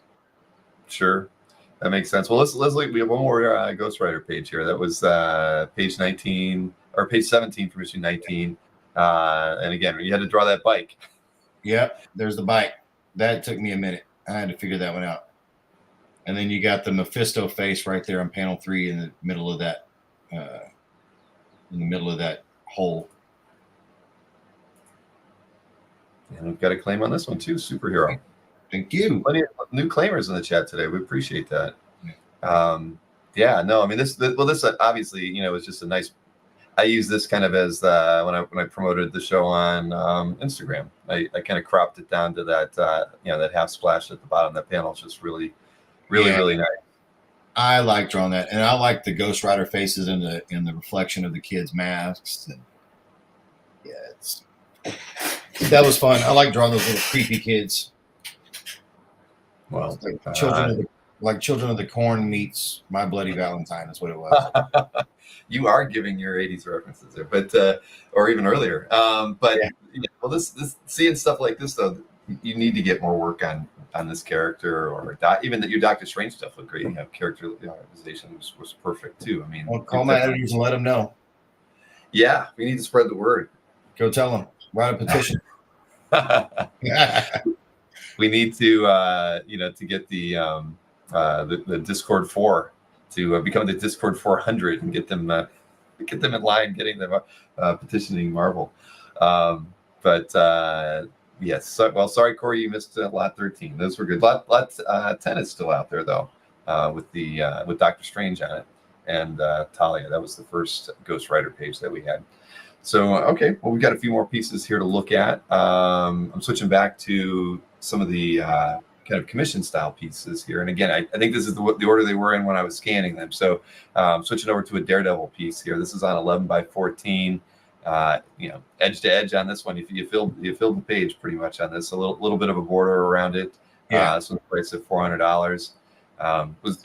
This is like a, very fully finished piece. So it wasn't like you were just trying to do a torso pin up character thing here. You really kind of got into doing the background as well. Yeah, I was sitting at a convention that was super dead, so that's how I kept myself entertained, and I really liked it. Turned it into a print, like made it all red except for the white halos. Everything else is red, and so it's cool. So when you do that, do you do that digitally, the coloring? Yeah, I literally just laid red on top of it digitally. I didn't do nothing else because all the tones and values are there. So I laid red on top of it and knocked out where the whites are. So for the whites for the buildings and then the white halos, and left it as is. Well, very nice. So we could actually say this was published then because you made it into a print. Yeah, sure. I'm calling it published. Let's put it that way. Yeah, self-published. There's nothing wrong with that. I mean, how often, because I've done a lot of shows like this. I mean, if you put it in your sketchbook or it was published in an art book, those sorts of things, I mean, it's published at that point. Yeah. Whether it was done just as a print, I mean, that's neither here nor there. But yeah, very nice. So this is again 11 by 14 and all ink wash and a little bit of. I assume there's got to be a little bit of pencil in this too. Yeah, like the smoke and some of this stuff, like the shading and stuff around his chest and ribs and arms. Yeah, there's some pencil there. All right, very nice. So lot 14 at $400. Then lot 15 is Incredible Hulk, and this is on 9 by 12, and I think it's got a border, about an inch border on the piece, and we've got this one priced at $250. Just a nice angry Hulk. I used him on the intro. I thought he was very, very well done, Brent. Yeah, that was one we did. That was early on in the Whatnot era, so I was trying to kind of see what would hit, Mm-hmm. So it was just one of those where, hey, I'm going to paint a piece tonight, and then we'll put it up and see if it went. But I think it was a little too soon for that. Well, you never know. I mean, like you've said, you've been doing it for 8 months. I've been doing it for 4 years, and I still feel like I'm doing trial and error on a lot of the stuff that we experiment with here, whether it's a sales show or it's an interview show. You never know what feels right for you and what feels right for your audience. So, but no, this is a great piece. I mean, definitely, well done. It's one of the very few that I still look at and go, I did good. So when you're doing something like this, I assume you kind of mask off the paper. I mean, do you tape it down to a board when you're working on it, or just use it to mask it off? I just use it to mask it off. I have the tape, and I just kind of tape it on itself. I don't tape it on a board because I move stuff around. I like move the page and paper around so much. You would need about 10 drawing boards in the room, right? Yeah, the drawing board would drive me nuts if I was trying to move it around all the time. So, no, Patrick, it hasn't sold. We're trying, Patrick. We are trying. Anything that doesn't sell, I end up putting up in my over on Comic Art Fans after the show, everybody. So at that point, then it gets fair game to all the premium members on CAF get first alerted for it, and the other 10,000 regulars that go there every month. So we'll be anything up that isn't sold today, we'll go up there this afternoon when we're all done. Yeah, so it's marked pretty reasonably too, just because it's 9 by 12 for one, but it's just kind of been chilling, Mm-hmm. So. Well, very nice piece. And again, lot 15 priced at 250. Then we saw a cable in that Major X piece earlier, and so here's a cable that is pen and ink torso. This one's priced at $200. On I put 11 by 12. It's actually 11 by 14, isn't it? Yeah, it's 11 by 14. I'm sorry. When I'm making my slides, I sometimes cut corners, so I screwed that one up. 11 by 14 is the size on this one, everybody. Now this was done. So this was done last year. So this was done after Major X, obviously. So. Yeah, this was done. Actually, this was done for New York. So I drew it twice. I didn't realize that I had drawn this guy's piece already, like because it was a pre-order. Mm-hmm. And so I'd already drawn this piece, and I was like, "Oh, I got to draw that cable before," and so I drew it again. Like, and realized I'd drawn I basically double drew this guy's stuff. So, but you were talking about that spreadsheet snafu when yeah, you were doing it was like a list snafu. So at least I'm doing it like it came. I didn't forget somebody's piece. I just double did it. Right. No. I mean, yeah. I just got done doing a really large project with multiple spreadsheets, and I by the end of it, I couldn't remember anything. If I'd color coded it right, I need a better system of organization around here myself. So lot 16, it's on 11 by 14, not 11 by 12, and it's priced at $200. Let's see here. I've got. So moving over to Spawnuary, this is something that obviously you just recently did, and this was the whole January thing that Todd McFarlane puts out there. I know it was like 4 weeks of people posting up on Instagram, and there was a lot of Spawn art floating around the internet for a while, which works, I'm sure, really well, marketing wise for them. But yeah. You did it. So this is one of two pieces that we're showing here, today. So, so you had time in your schedule to work on it. Yeah, I did all three. I did 3 out of the 4. I didn't do the villain one. I did not have time for that one, nor did I feel like I could do it justice because I didn't know, a lot about the Spawn villains outside of kind of the major ones, and I figured everybody's doing that. Mm-hmm. But I definitely wanted to do the original, and then this one, which is Scorched, and then I did Gunslinger. So, and the good thing is that we still don't have winners yet, but if it gets published, they get a heck of a deal. So it's I really enjoyed this cover a lot. It was cool because you got to draw a dragon, and I got to throw Hunt in there, which I always thought was kind of a cool character. All these characters are super dope to draw. Yeah, how did the competition technically work? I mean, it's all based on what Todd wants to do after he goes through the whole month of material. Yeah, I mean, he went through the whole month of material. I guess the last post he put out on social was he had it narrowed down to his top 40, which is like 10 in each category. But there's gonna be he was like I can't pick just one, so we're probably gonna end up having 4 or 5 different winners per category. Oh, sweet. So, but you don't know if you're in the top 10. You don't know. He said once we go through it and have a meeting and talk about it, we'll let everybody know who won. So that's where. So you're in the dark until the day the announcements get made. But if nothing else, I mean, shoot, I had a good time, and I have I have original art to sell, and I had a blast with these covers. I really enjoyed them, and I'm proud of them. I mean, so. Absolutely. I mean, it's cover quality, obviously. So this price is $700. I mean, that's if it ends up getting published, yep, it would be a deal. But we won't know for a few more months. So then the other piece was lot 18. Yeah, this is really nice. So this is 700 as well. I mean, it's 11 by 17. I got it sitting here right next to me. It's fantastic. So this one had to be fun to do. That was a blast. That was a joy. I enjoyed it. That was not my original idea for that cover either. But I was like, I got to do it. And I enjoyed the background, I think, the most. I just laid down water and ink and just let it go. And it did exactly what I was hoping it was going to do. It bled in the right ways, and it was just killer. And horses are easier to draw than motorcycles. We now know Yes. too. Oh yeah, yeah. Horses are way. I like it. I think this thing came out really well. I mean, I could never draw a horse, but either way, it doesn't matter. I mean, this turned out fantastic. I mean, it really did. I can't imagine that that this wouldn't have been a piece that that Todd at least went back to a couple different times, thinking that this had to be in his top 10. We'll see. But yeah, it was fun. I liked it. I'm pretty proud of it.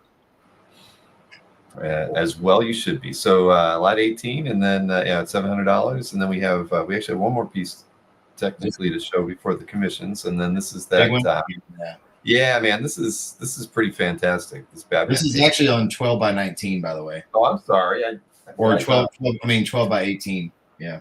You're right. I have it sitting here on top of another piece, and you're right. It is 12 by 18. I missed that one up before I put it on cap. I'll make note of that. But yeah. So what was this for? I mean, this is a finished piece. I mean, you didn't, you weren't fooling around when you did this one. It's all color, and it's amazing.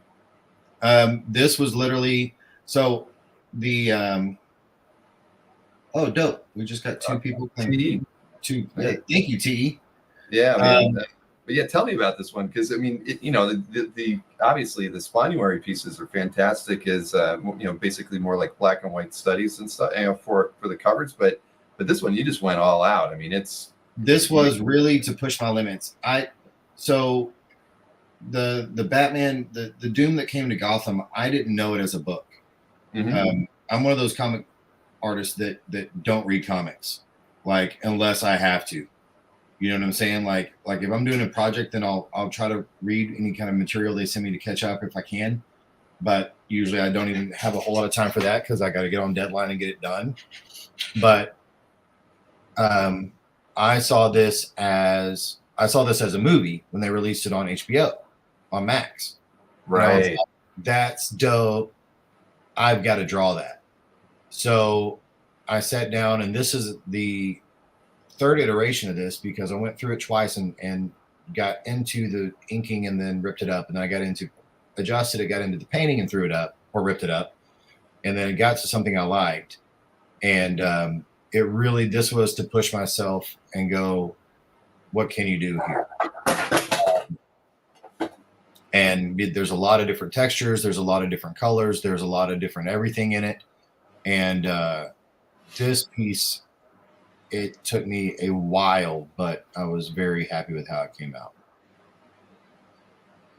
No, you should be. I mean, looking at it, it's just very painterly. You look at the tentacles. It's the outlines in blue. I mean, you were really painting this piece as well as illustrating it, and that's it's always nice to see. I mean, I can tell that that's not easy to do, but TE clearly has fantastic taste for picking up this one, and I appreciate it because I love this piece. So thank you. Yeah, no, thank you as well, T. And just to remind everybody, the 18 was the second Spawnuary cover that we looked at. So that's a great pair of pickups. TE, thank you. So before we recap the pieces that didn't sell, we're taking on 2 commissions, we've said, but it really will depend. I mean, if we get a few more and it fits in the Brent schedule, we'll let you know. We're going to do one 11 by 14 and one 11 by 17. The 11 by 14. Well, I'll show you. And the thing is, we do want you to email me. It's not a claim in the chat. If you're interested in it, what we'd like you to do is send me an email at bill@comicartfans.com. And when you do, I mean, kind of, give us an idea on the character. And, if we're able to do more than one of each, we'll definitely let anybody after the first person who emails us, let you know that we can. But just so you can see, the torso piece is going to be on 11 by 14. So I pulled an example off a calf on the right, and then the Hulk piece that we saw a little bit earlier. So these are on 11 by 14, priced at $300. And again, just shoot me an email and let me know, which character you were liking, and we will do our best to make that happen for you. If you're the first one, you'll definitely get it, and anybody else will. We'll let you know. The idea was just to get one at this size, and then the other size. And again, I pulled these 2 examples off of calf. These are 11 by 17 full figure pieces at $425. And Brent and I were talking, we were talking about the background, and you said, these are good examples for both of these full figure pieces, because it's really the background work was needed really on the one on the right to kind of show off the powers and stuff. So maybe talk a little bit about how you would approach both the 11 by 14 and the 11 by 17 to throw down a little bit of color or something, behind a character to make it pop or work best. Yeah, and that's really what it is. It really is about what the piece needs. I don't ever want somebody to get a piece and go, feel like it's not finished or half finished or it could have been better. So if I look at it and go, you know what, it's not going to hurt me to throw in a little bit of color in the background or something just to make this thing pop or really offset the power set or do something, then that's what I'll do. A piece like the cat piece holding the Thor, in order for me to do a full background on that, we're talking about lightning bolts and we're talking about all that, and that's not what that person had initially paid for, right? Right. But in a situation like this on the right hand side where you have to show that power, it just pops so much better against the pink and the white with that kind of grayish blue background. So I'm just going to make sure that it's whatever the piece calls for at the moment, then that's what it'll be. Cool. Yeah, and these are in color, just so everybody knows, on both the 11 by 14 and the 11 by 17. Yeah, I just want to show that one again so everybody knows the two options. So email me, bill@comicartfans.com, with the size and character requests, and I'll get back to you this afternoon, let you know whether you were the first one in or where we're at. But either way, we'd like to take on a couple commissions. It'd be fun. And I saw, where was that? Where was the question? Oh, Patrick Moore said, I think. That Moon Knight, Patrick. Yeah, that was a commission piece that I made into a print.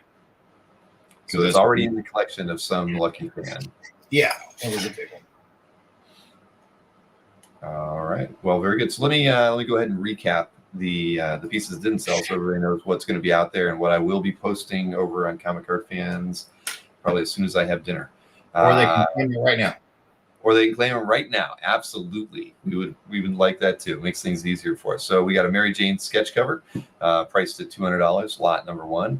And it's a mixed media piece, pen, ink, and what was the other medium? I don't want to say it was watercolor because I don't think it was marker and it was color pencil. Right. And again, you can see it looks very textured because the board or the sketch covers have a little bit of a tooth to them. And lot number 2 is the same way. You have a Poison Ivy sketch cover priced at $200. And again, these are edge to edge, and the scans don't make them don't show off how well the colors pop on these things. I mean, they really do. And I've seen you do the Poison Ivy figure. There's a couple pieces on CAF, like full figure pieces. It's clearly a character you like to draw, and and in color, it just works out really well. You do a great job with foliage and things behind her in this one, and in the couple pieces I saw in CAF. Let's see here. Lot number 3, Panthro from Thundercats. He says was something that was a warm up. So this one's 9 by 12, priced at $200. Then we also have lot number 4, the Emma Frost on 9 by 12, priced at $200 as well. And so pen, ink, watercolor on this one. Very nice. Probably a little bit of colored pencil as well. And a Rogue on 9 by 12. And this one was priced at $200 as well. Lot number 5. So let's see. Murdoch got lot 6. So we can show off lot 7. That was the Superman on 11 by 14. Pen and ink. Very nicely done. Priced at $200. And let's see, lot 8 was sold to Nick. So we have lot 9 next. That was the Super Sons number 16 page on 11 by 17. All pencil, priced at $150. And let's see, also lot 2018. That's crazy to see that date on there. Doesn't feel like it was that long ago. Yeah. Well, time flies. Definitely everything during the pandemic. I mean, some people might say that period crawled, but for me, I was never busier. So it felt like that 2020, 21, all that, went by really, really fast. Yeah, for sure. So let's see, that was lot 9. We got lot 10. This is the only Ghost Rider page that we have that hasn't sold. This is you snag that quick. Exactly. Because again, you haven't. We hope that you get back on the book in one way or another, at least with the character or characters, Doctor Strange or Ghost Rider, because clearly you have an affinity for working on these characters. After this, Nick's probably going to be hitting me up, emailing me for work, right, Nick? There you go. Right. Yeah. Nick dabbles in the some characters with the dark arts a little bit. Right. A little. He's got Red Sonja, Vampirella. He's got a lot of different. He's got a lot of different projects going on over there at Dynamite these days. So this one's 325, lot number 10. Then 11 went to Gabe Carino, 12 went to Earthquake, 13 went to Superhero. We got 14 next. That was the Daredevil. This was on 11 by 14, priced at $400. And it's very nice. Turned into a print, everybody. And we also have the Incredible Hulk on 9 by 12, priced at $250. That was lot 15.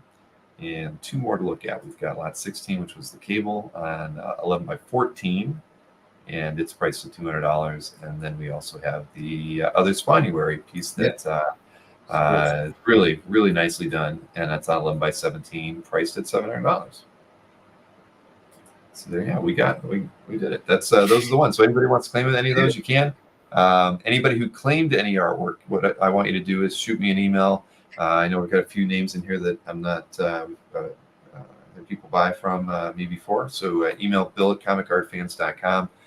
Just put the lot number in that you picked up, and it's always good. I like getting your mailing address when you email it, just because I have it right from the get-go. It's not something I have to go after later. And if you already know which method you want to pay, that's cool. I'll let you know how to handle sending me a payment, and we can get that all squared away quick and get it in the mail by Monday. You'll have it before this time next week, which I always like.